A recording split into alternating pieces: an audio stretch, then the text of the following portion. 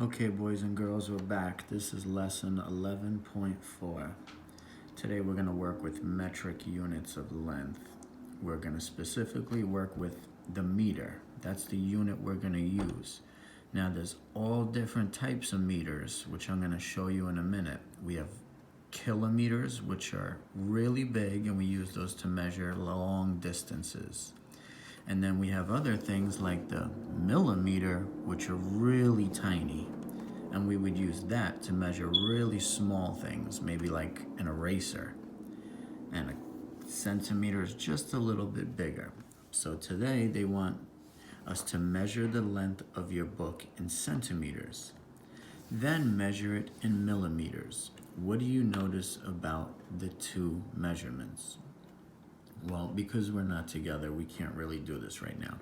But I can show you another way that's going to make sense, that's going to help you get your answers correct. There's also a video I included about King Henry that helps you to understand the different units. We're going to be working with meters, liters, and grams. Today we're just going to focus on meters, which is just used for length. So I'm going to give you some examples and show you how you can do this at home to convert measurements from one unit to another. So here we go. Okay, so this is what it looks like in order. We have kilometers, and we're using meters today.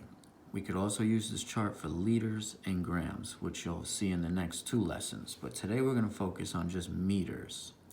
So we have kilometers. And the prefix kilo means 1,000. If you ever see the prefix hecto, that means you have 100. So kilo means 1,000 meters. Hectometer means 100 meters. Decameter means 10 meters. Meter itself is just one. Then we have decimeter, which means you have 1/10 of a meter, just a piece of it, a small piece. Then we have a centimeter, which is 1/100th of a meter, even smaller. And then we have a millimeter, which is really tiny, and that's 1,000th of a meter. So it's just like our base 10 number system. We always get 10 times larger as we jump columns. So today we're going to focus on converting measurements. So if we look right here, I have a problem, and it says 6.5 centimeters. And I want to turn centimeters into millimeters. So I'm going to write this on here so you guys know the prefixes. We have decimeter, we have centimeter, and we have millimeter. And decameter is DKM. That's the only one that's different. And we have a hectometer, and then we have a kilometer. So there goes the prefixes. So today we're trying to turn a centimeter to a millimeter. It's really important to know where your decimal is in the number. So if you get a number like this right here and it doesn't have a decimal, what I want you to do is always place your decimal first.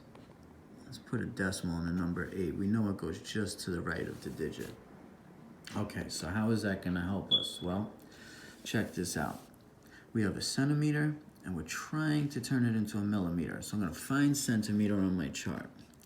How do I get from centimeter to millimeter? Well, I make one hop to the right. So I'm going to take my decimal and change my color. I'm going to take my decimal, and just like it was only one hop to the right, I'm going to move my decimal one hop to the right. Now it's right there. So now I know the answer is going to be 65.0, no more. So this place value chart or this metric system chart is very helpful. So I'm going to take a picture of this, and I'm going to post this as well in a minute. Let's look at another one. If I have 8 kilometers and I want to turn it into meters, how am I going to do it? Well, I'm going to go over here, I'm going to find kilometers, and I have to ask myself, how do I get from kilometers back to meters? Well, let's see. One hop, 2 hops, 3 hops to the right. Okay, so I made it. To get from here, 1 hop, 2 hops, 3 hops to get back to the meter. So I'm gonna come down here, I'm gonna take 8. My decimal was right there. I'm gonna make 3 hops to the right. 1, 2, 3. This is the new place of my decimal. So my old decimal is gone. Goodbye. Now, what do I do with all these gaps? I put in placeholders. So there goes a 0 in each U. A 0 and a 0. So now I just found out that 8 kilometers is the exact same thing as 8,000 meters. They're equivalent. We're gonna use this to help us get through the practice page. So hopefully you find this video helpful. And remember, you always look at where you're starting. Kilometers, I started in the kilometers, and I was going to the meters, and I counted the hops. And whatever I do on this chart, that's what I'm gonna do with my decimal. And wherever there's a missing value, I'm gonna fill it in with a 0. And then we'll find the equivalence. We can use this video for the next 3 lessons on meters, liters, and grams. It works for all of them. The only difference is, instead of a kilometer, I might have a kilogram, or I might have a kiloliter. No matter what, they all mean you either have 1,000 grams, or 1,000 meters, or 1,000 liters. So the only thing that's gonna change when we do different things is this is meters, but I could do it all for liters as well, and I could do it for grams.